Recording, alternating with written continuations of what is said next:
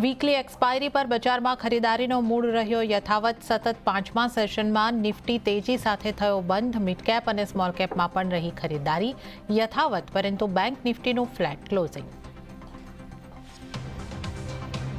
ઇન્ફોસિસના બાયબેકથી આખા આઈટી સેક્ટરમાં તેજી। આઈટી ઇન્ડેક્સ 3% જેટલો ઉછળ્યો। લગભગ 5% ઉછળીને ઇન્ફોસિસ બન્યો નિફ્ટીનો ટોપ ગેનર। સાથે અન્ય આઈટી શેર્સમાં પણ રહી મજબૂત ખરીદારી।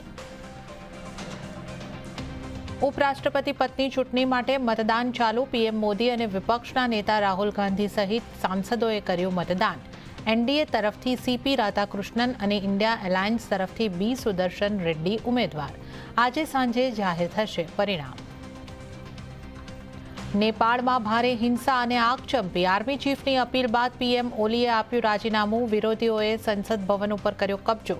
રાષ્ટ્રપતિ અને વડાપ્રધાનના ઘરને આગ ચાંપી। કાઠમંડુ એરપોર્ટ બંધ। પીએમ મોદીએ પંજાબ અને હિમાચલ પ્રદેશના પૂરગ્રસ્ત વિસ્તારોની લીધી મુલાકાત। અધિકારીઓ સાથે કરી સમીક્ષા બેઠક।